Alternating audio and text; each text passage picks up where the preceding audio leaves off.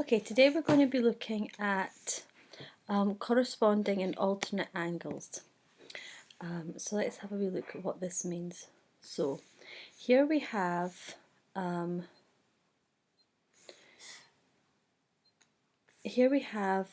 two parallel lines here.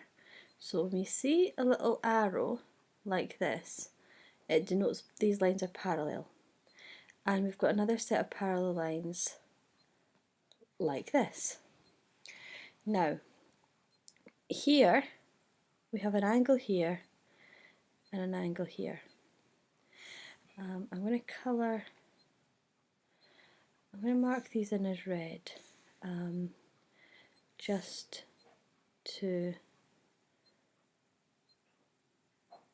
so they show up a bit better. Now these two angles are what we would call corresponding angles, and they're equal.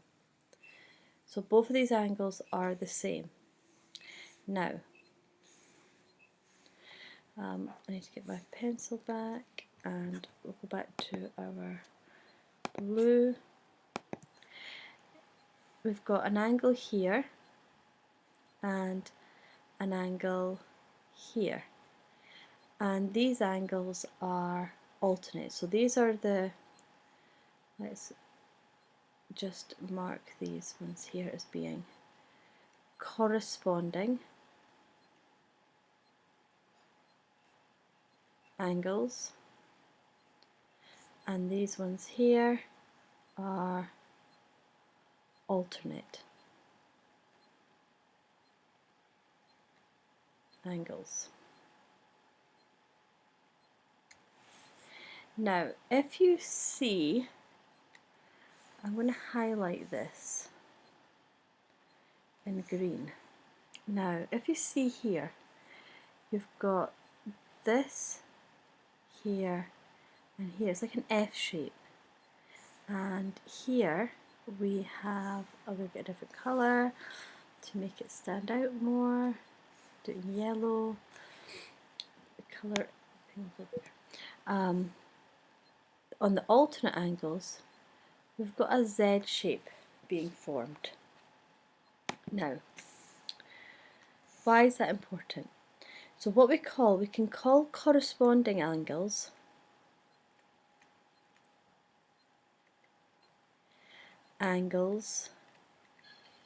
F angles.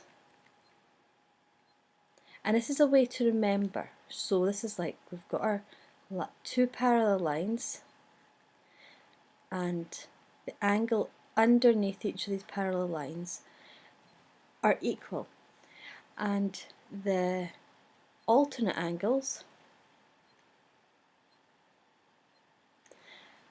are known as, well, I've said angels, oh dear, are Z angles. I've done it throughout. That's why I do maths and not English. So in the Z angles, we've got this angle and this angle are equal. Now, the important thing is, in the exam, when you're doing these kind of questions where you've got to work out missing angles, and you've got to use all the different facts that you know about geometry, and you've got to be using the F angles and the Z angles, you need to explain your answer. If you were to say these two angles are the same because they're F angles, you'll lose points. You have to use the correct terminology, corresponding angles and alternate angles. So let's look at an example. So here we have the two parallel lines, and we have this angle here is, I would write the number here because it's too small, 74 degrees. We have this angle here is 65 degrees, and we have an angle at the top here, C, and we have angle A, and we have angle B. So we want to find angles A, B and C. So A equals 65 degrees because it is so it's alternate to the 65-degree angle. So it's that Z shape. And angle B equals 74 degrees because it corresponds to the 74-degree angle. Now we can use this to work out C. I'm going to just draw this wee bit a bit bigger. So you've got this line going through here, you've got these coming down here, C's up here, this is 74, and down here this one's 65, and we know from what we've learnt previously that this is going to be 65. You'd have learnt that in maths that you've done in previous years. If you've got two opposite angles like in like this, that one's going to be 65. So C, because this is a triangle, all the angles add up to 180, so C is going to be 180 minus the 65 plus the 74, which once you do the maths is going to be 41 degrees.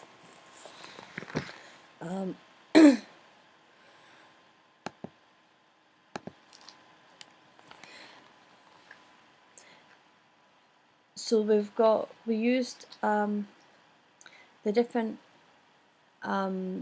corresponding alternate rules, and I'm just going to let's do two lines. We've got A and B. Angles on opposite sides of a vertex. A vertex is basically a point that joins lines together. It's like a corner. Are equal. They are called vertically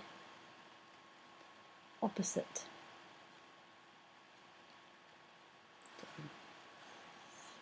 So A equals B. You need to remember this.